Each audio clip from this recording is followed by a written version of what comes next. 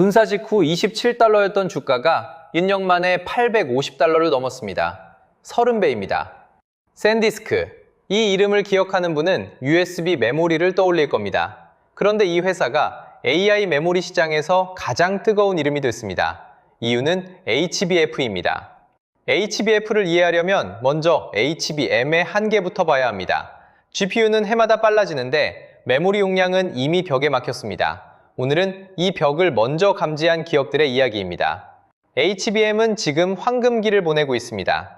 GPU 바로 옆에 붙어서 데이터를 초고속으로 주고받는 이 메모리는 AI 시대의 핵심 부품이 됐습니다. 시장 규모를 보면 2024년 123억 달러였던 HBM 시장이 2025년에는 210억 달러까지 커졌습니다. 1년 만에 70% 성장입니다. 한화로 환산하면 약 28조 원, 웬만한 중견기업 시가총액 전체보다 큰 돈이 메모리 칩 하나에 몰린 겁니다.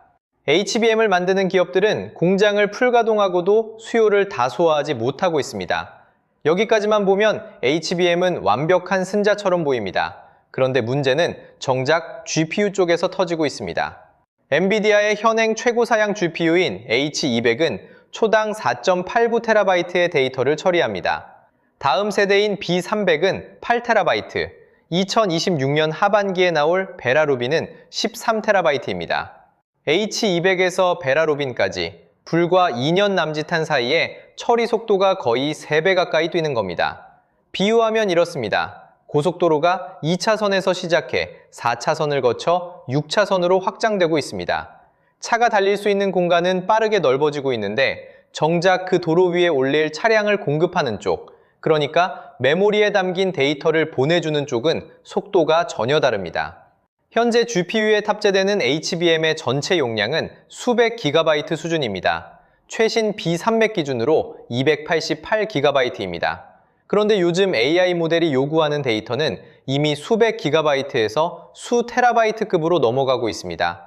하나의 AI 모델을 온전히 메모리에 올리려면 GPU 여러 대를 묶어야 하는 상황이 이미 일상이 된 겁니다. 돈이 있어도 GPU를 충분히 구하기 어려운 시대에 모델 하나 돌리는데 GPU를 여러 대 써야 한다는 건 기업 입장에서 큰 부담입니다. 자, 여기서 핵심입니다. 왜 HBM은 용량을 못 늘리는 걸까요? HBM은 태생이 D램입니다. D램은 미세한 셀 하나하나의 데이터를 저장하는 구조인데 이 셀의 밀도를 더 높이는데 물리적인 벽이 있습니다. 쉽게 말해 같은 크기의 방 안에 책상을 더 넣고 싶어도 벽과 천장이 막고 있는 상황입니다.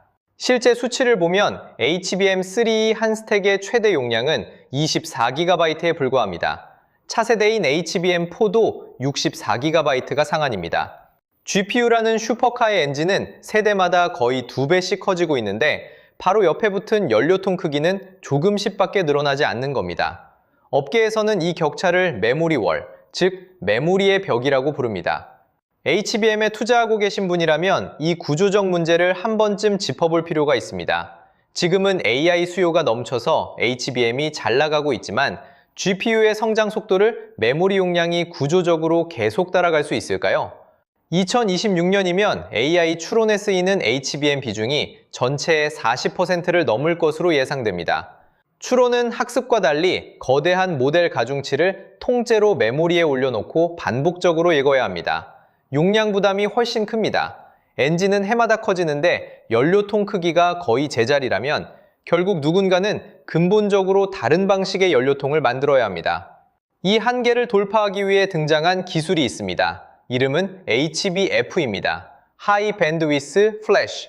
이름에서 이미 답이 보입니다. HBM이 고대 역폭 메모리였다면 HBF는 고대 역폭 플래시입니다. SSD에 들어가는 저장 소자, 낸드 플래시를 HBM처럼 수직으로 쌓은 겁니다. USB 메모리, SSD에 들어가는 그 플래시 칩을 16층으로 쌓아 올린 겁니다. 구조를 이해하면 왜 이 기술이 중요한지 바로 보입니다. 사무실을 떠올려 보겠습니다. GPU는 작업자입니다. HBM은 작업자 바로 옆에 놓인 책상입니다. 손만 뻗으면 닿으니까 빠르죠. 그런데 책상이 작습니다. 현재 GPU에 탑재되는 HBM 용량은 수백 기가바이트 수준입니다. AI 모델이 수백 기가바이트에서 수 테라바이트까지 커지고 있는데 책상 위에 다 올려놓을 수가 없습니다. 그래서 나머지는 복도 건너 창고, 그러니까 SSD에 보관합니다. 문제는 창고까지 다녀오는 시간입니다. 복도를 걸어가서 문을 열고 필요한 서류를 찾아서 돌아와야 합니다. 일반 PCIe 5.0 SSD의 속도로는 GPU가 그 시간 동안 계속 기다려야 합니다. HBF는 이 사이에 대형 서랍장을 놓는 겁니다. 책상 바로 옆에 붙이는 서랍장이니까 꺼내는 속도가 빠르고, 서랍장이니까 책상보다 훨씬 많이 담을 수 있습니다. 숫자로 보면요, HBF 1세대 스펙 기준 단일 스택 용량이 512GB입니다. 이걸 8개 쌓으면 최대 4TB까지 올라갑니다. HBM 대비 용량이 8배에서 16배 많은데 비용은 비슷한 수준입니다. 이게 가능한 이유가 있습니다. 낸드 플래시는 D램보다 기가바이트당 가격이 10분의 1에서 20분의 1 수준입니다. 마트에서 생수 한 병 가격으로 생수 10병을 사는 셈입니다. 같은 예산으로 10배 이상 큰 서랍장을 놓을 수 있다는 뜻입니다. 속도도 놀랍습니다. HBF 읽기 대역폭이 1.6TB/s입니다. 일반 PCIe 5.0 SSD보다 50배 이상 빠릅니다. 1초에 FHD 영화 300편 이상을 읽어드리는 속도입니다. 복도 건너 창고를 왕복하던 걸 바로 옆 서랍장에서 꺼내는 속도로 바꾼 겁니다.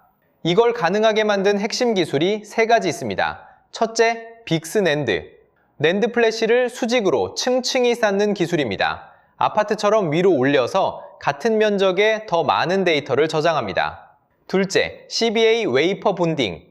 반도체 층과 층을 직접 맞붙여서 연결하는 기술입니다. 접착제 없이 원자 수준에서 붙이니까 신호가 빠르게 오갑니다. 셋째, TSV. 반도체를 수직으로 관통하는 아주 작은 구멍을 뚫어서 위아래 층을 연결합니다. 고속도로 인터체인지처럼 층마다 바로 연결되니까 데이터가 돌아갈 필요 없이 직통으로 이동합니다. 이 세 기술이 결합되면서 낸드 플래시가 HBM급 속도를 낼 수 있게 된 겁니다. 이 기술들을 누가 갖고 있느냐?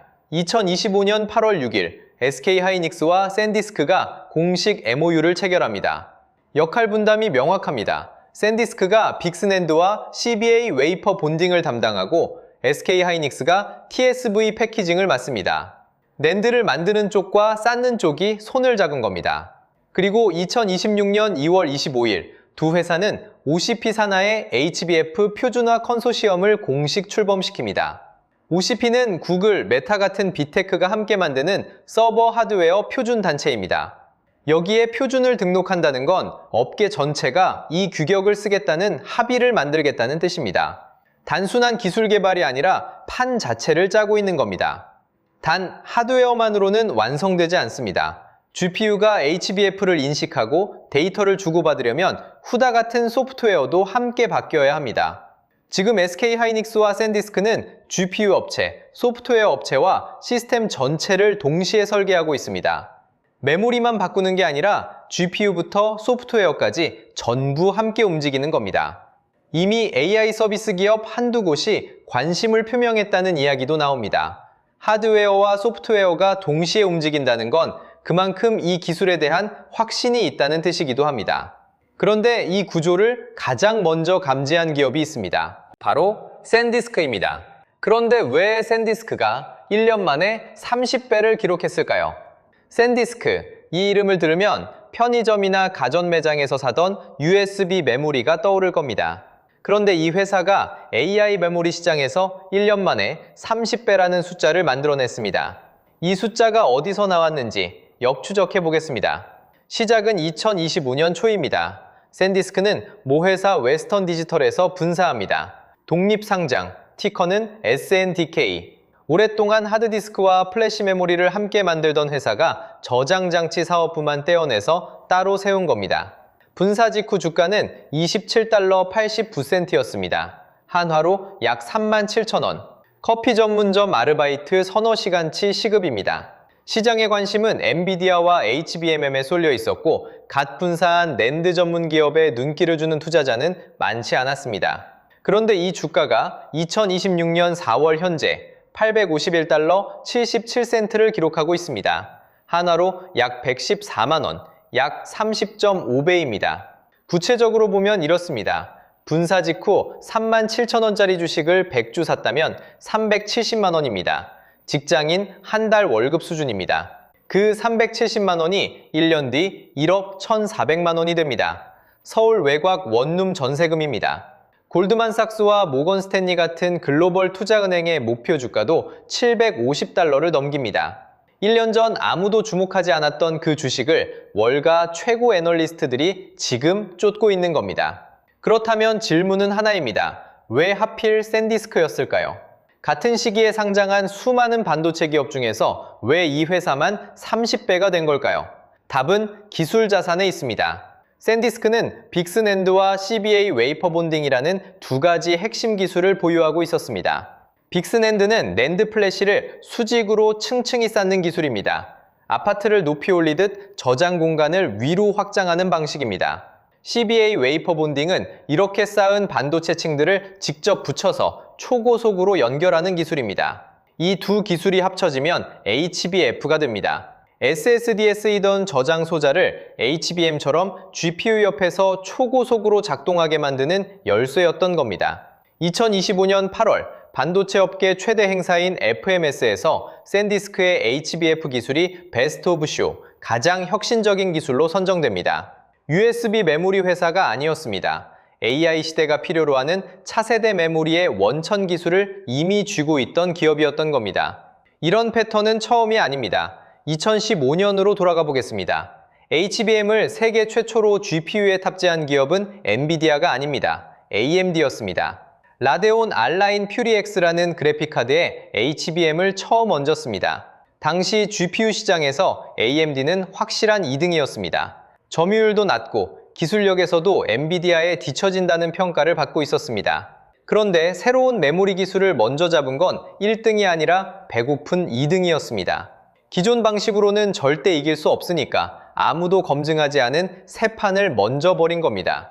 1등은 기존 매출을 지켜야 하니까 보수적으로 움직이지만 2등은 잃을 게 없으니까 가장 먼저 뛰어듭니다.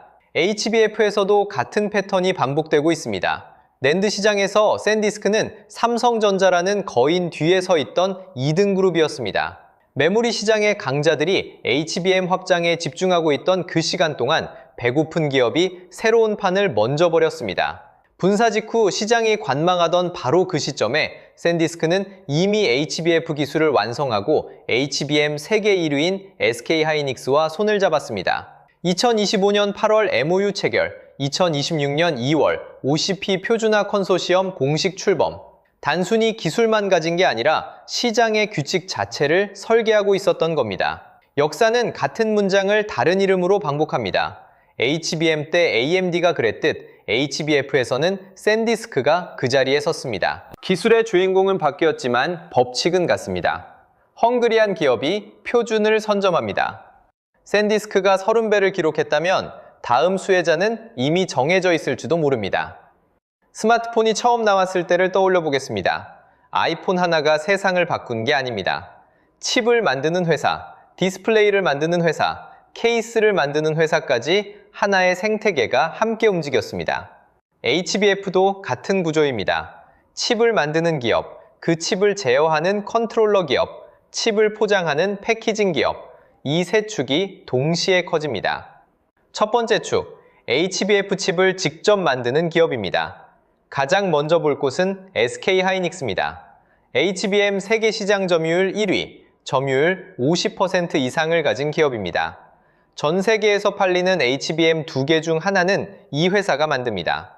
SK하이닉스가 HBF에서 맡은 역할은 TSV 패키징입니다. 반도체 다이를 수직으로 관통하는 구멍을 뚫어 층과 층을 연결하는 기술인데 이건 HBM을 10년 넘게 만들면서 축적한 기술입니다. 샌디스크와 MOU를 체결하고 OCP 표준화 컨소시엄까지 함께 이끌고 있습니다. 이미 AIN 태밀리라는 이름으로 HBF 기반 스토리지 제품군까지 발표했습니다. 두 번째 주자는 삼성전자입니다. 낸드 플래시 세계 1위이면서 HBM 제조 경험까지 갖춘 회사입니다. 아직 HBF에 대한 공식 발표는 없습니다. 하지만 2020년대 초반부터 연구를 진행해왔고 2025년 들어 관련 특허를 집중적으로 취득하고 있습니다. 비유하면 공식 출전 선언은 안 했지만 이미 훈련장에서 연습을 마친 선수입니다.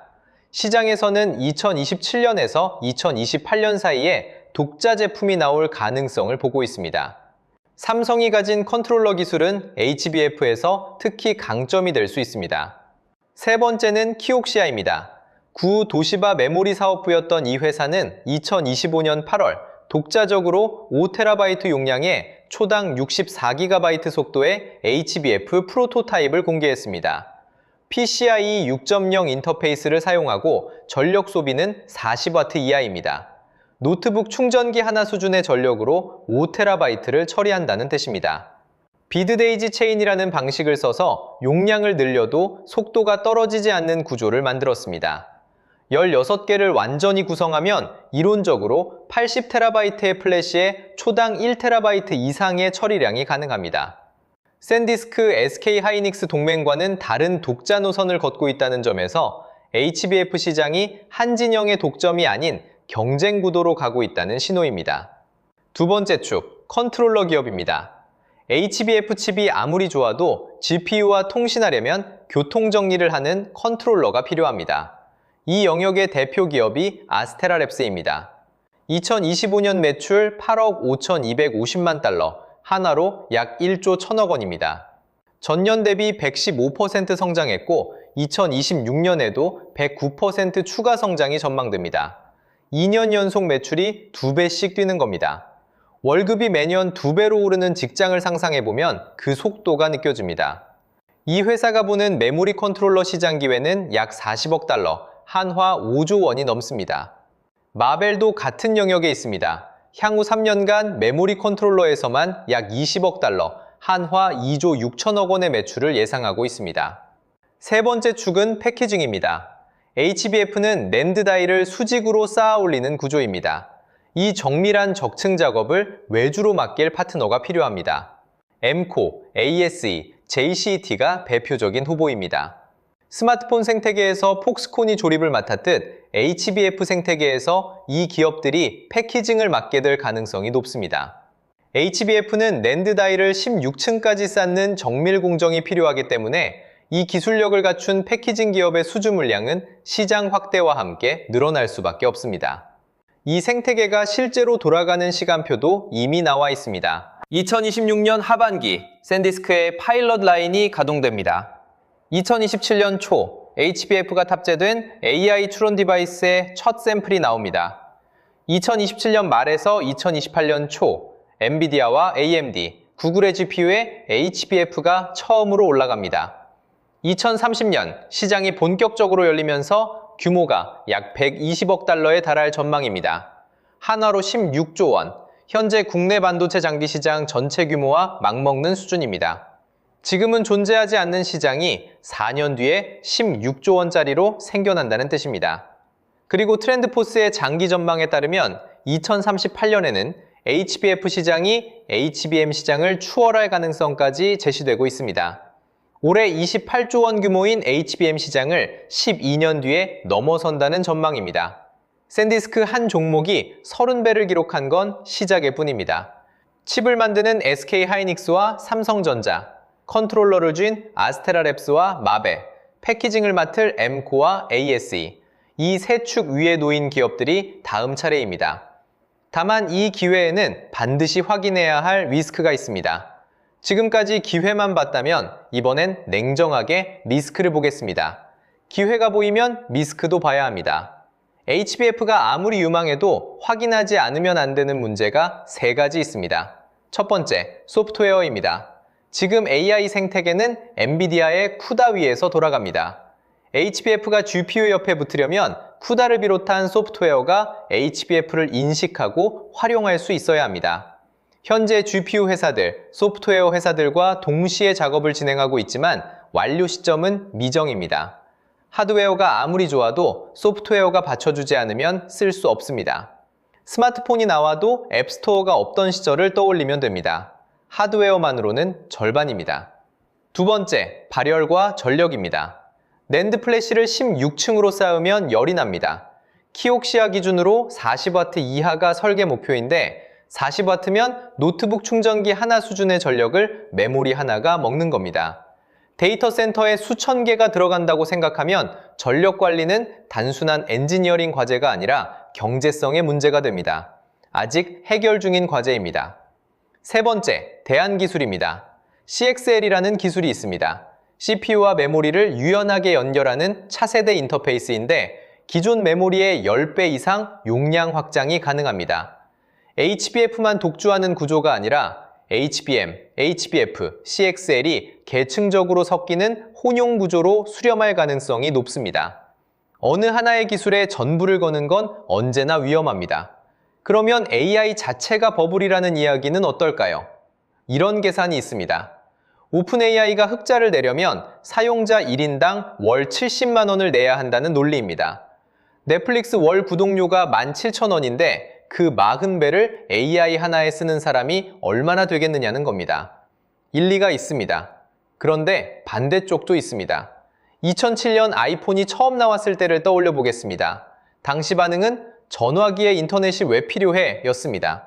그런데 누군가는 그 위에 앱스토어를 만들었고 우버를 만들었고 카카오톡을 만들었습니다.